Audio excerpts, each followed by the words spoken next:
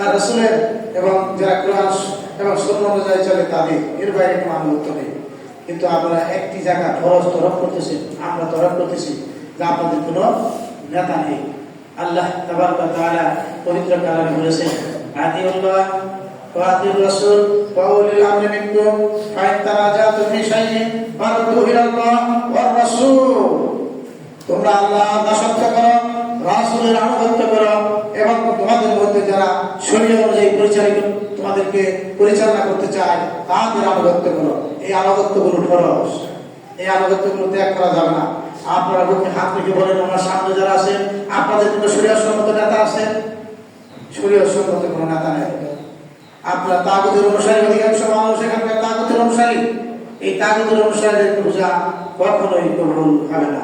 আল্লাহ তাবারক ওয়া তাআলা আমাদেরকে বুঝার তৌফিক দান করুন। সুপ্রিয় ভাইরা, যারা আমানত নষ্ট করে তাদের রোজা কবুল হবে না। আমানত অনেক ধরনের, মুনাফিকদের বৈশিষ্ট্য 4টি। তার মধ্যে অন্যতম হলো যখন তার কাছে আমানত রাখা হয় তখন সে আমানতের খিয়ানত করে। আপনার আমানত হলো আপনার কাছে এই যে কোরআন, এই কোরআনটা আপনাদের কাছে আমানত। কথা বলেন, মহান আল্লাহ তাবারক ওয়া তাআলা এই কোরআনকে আপনার কাছে আমানত রাখেন নাই? এই কোরআন আল্লাহ পাহাড়কে দিতে চেয়েছিল, পাহাড় অস্বীকার করেছিল। সেই কোরআন আসছে মানুষের উপর। এই কোরআন আমানত, এই কোরআন আমানত।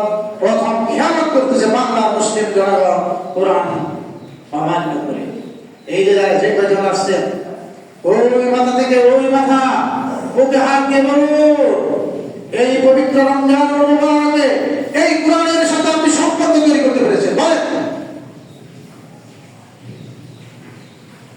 কথা বলেন। এই কোরআনের সাথে কি আপনার সম্পর্ক তৈরি হয়েছে? এই কোরআনের জন্যই তো এই রমজান মাস।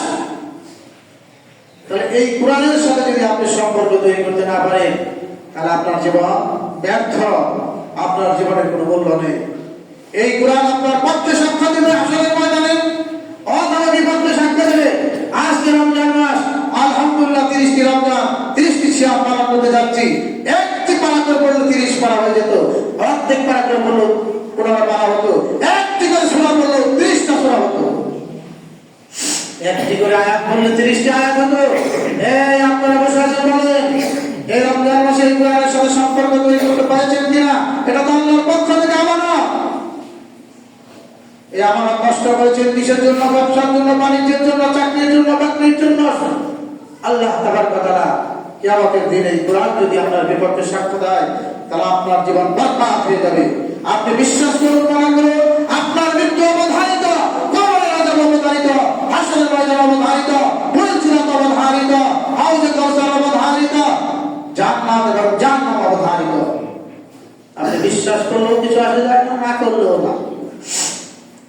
দেখছেন ইতিমধ্যে আল্লাহ রাসূলের বাণীগুলি কি চমৎকার ভাবে আমরা শহরের মধ্যে বসবাস করি, আমরা বুঝি না। আল্লাহর হাবিব জনাব মুহাম্মদ রাসূলুল্লাহ সাল্লাল্লাহু আলাইহি ওয়াসাল্লাম বলেছেন, শেষ জামানার অবস্থা থেকে, ইরানের যুদ্ধ থেকে, আমেরিকার যুদ্ধ থেকে সকল মুনাফিক গোষ্ঠী আমেরিকার সাথে একত্রিত হয়েছে। আল্লাহর ইচ্ছা ইরান একাই প্রতিরোধ করছে। যতদিন পারে এর মাধ্যমে সব কিছু ধ্বংস হয়ে যাবে। আণবিক বোমা বিস্ফোরণের মাধ্যমে পৃথিবীর সকল অস্ত্র, ইন্টারনেট, মাইক বলেন, এই যে মোবাইল চালান, সমস্ত যন্ত্র হাতে জুড়ে মানুষের আদি যুগে ফিরে আসবে, অস্ত্র শস্ত্র থাকবে না। আল্লাহ রাসূল বলেছেন, খোরাসান থেকে একদল লোক কালো পতাকা নিয়ে বের হবে, তাদের হাতে বিজয় হবে। কোথায়? সারা মধ্যপ্রাচ্য। তখন ইসরায়েল আসবে, ইমাম মাহদী আসবে। একটা ইসরায়েলি থাকতে পারবে না, ইহুদির বাচ্চা, ইহুদিরা ধ্বংস হয়ে যাবে। কিন্তু আল্লাহ তাআলা এদের দ্বারা আমাদের পরীক্ষা করছেন। দেখেন নাই ভারতের প্রধানমন্ত্রী কি বলেছে? ইসরায়েল আমাদের পিতৃলয়, বাপের জায়গা, ভারত হলো আমাদের মাতৃলয়। ভারতের প্রধানমন্ত্রী নরেন্দ্র মোদী কি বলেছে শুনেছেন? ইসরায়েলের হাতে গোটা মধ্যপ্রাচ্য ধ্বংস হবে, তারপরে আমরা বাংলাদেশ, পাকিস্তান সব দখল করে দেবো। শুনে নাই ভিডিওটা? সেমিনারে বলেছে। এই স্বপ্ন তাদের পূরণ হবে না ইনশাআল্লাহ। আমেরিকা ধ্বংস হবে, ইসরায়েল দ্বারা ইরান ধ্বংস হতে পারে, ভারত দ্বারা পাকিস্তান ধ্বংস হয়ে যাবে, চীন দ্বারা ভারত ধ্বংস হবে। ইমাম মাহদীর বাহিনী পুরো বিশ্বের মধ্যে নেতৃত্ব দেবে, কালেমার পতাকা পথ পালন করবে। সেই লক্ষণগুলো আমরা দেখতে পাচ্ছি। এগুলো এমনি হচ্ছে।